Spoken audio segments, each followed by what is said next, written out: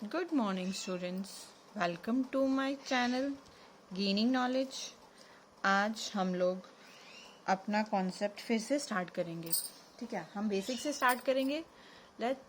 सबसे पहले हम यही पढ़ेंगे कि इकोनॉमिक्स क्या है, क्योंकि जो पुरानी वीडियोस हैं उनको छोड़ दो, अभी हम न्यू स्टार्ट कर रहे हैं। तो सबसे पहले हम पढ़ेंगे कि इकोनॉमिक्स क्या है।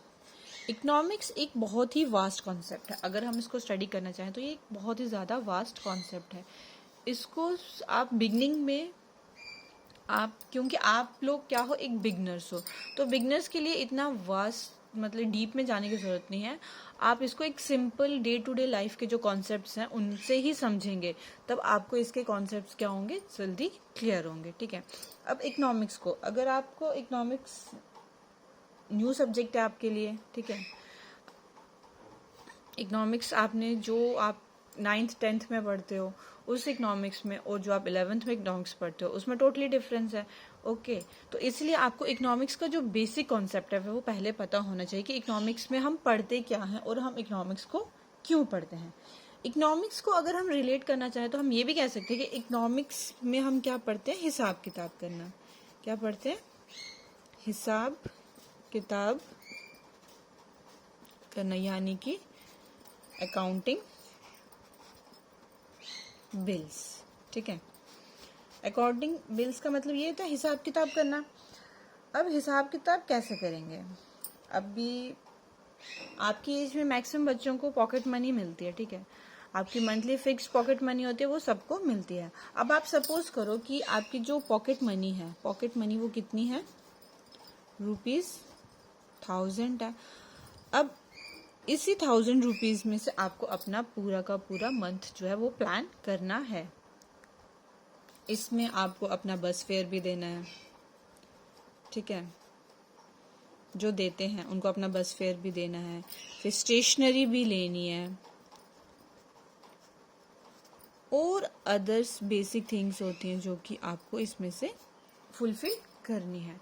अब आप ये 1000, क्योंकि आपका ये किसके लिए है, ये आपको 1 मंथ के लिए मिला। ठीक है, तो आपको इसको 1 डे के में तो स्पेंड कर नहीं सकते कि हाँ जी आप ये पूरी की पूरी मनी 1 डे में ही स्पेंड कर दो, ऐसा तो नहीं हो सकता।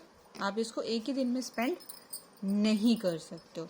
तो ये कॉन्सेप्ट, क्योंकि अगर आपने फर्स्ट डे इसको स्पेंड कर दिया तो बाकी 29 डेज आप क्या करोगे, कैसे अपनी नीड्स को फुलफिल करोगे या फिर अपनी वांट्स को फुलफिल करोगे। इसलिए आप इसमें क्या पढ़ते हैं, अब देखो ये मनी लिमिटेड है। ठीक है, तो इसमें से आपको ये चीज क्लियर हो जाती है कि जो आपकी रिसोर्सेज हैं, ठीक है, जो आपके रिसोर्सेज हैं वो क्या है, लिमिटेड है, बट जो आपकी वांट्स हैं वो क्या है, अनलिमिटेड है। ओके, तो इसीलिए रिसोर्सेज लिमिटेड होने की वजह से हम अपने सभी वांट्स को तो पूरा नहीं कर सकते, बट जो हमारी नीड्स हैं बेसिक, स्पेशली जो बेसिक नीड्स हैं उनको हम फुलफिल करने की पूरी कोशिश करते हैं। तो ये एक जर्नल वे में आपको कॉन्सेप्ट समझाएगा कि इकोनॉमिक्स क्या कहते हैं। इकोनॉमिक्स में हम मेनली क्या पढ़ते हैं, जो हमारे रिसोर्सेज हैं वो क्या है, लिमिटेड है, वांट्स क्या है, अनलिमिटेड है। रिसोर्सेज लिमिटेड है, वांट्स अनलिमिटेड है।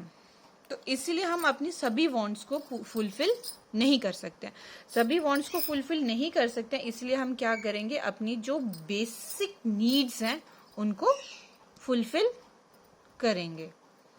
ओके, और अगर बेसिक नीड्स फुलफिल होने के बाद अगर हमारे पास रिसोर्सेज बच जाते हैं लेफ्ट, मतलब अगर हमारे सपोज करो हमारी बेसिक नीड्स जो वो फुलफिल होगी, इसमें से ₹800 में हमारी जो बेसिक नीड्स हैं वो फुलफिल होगी।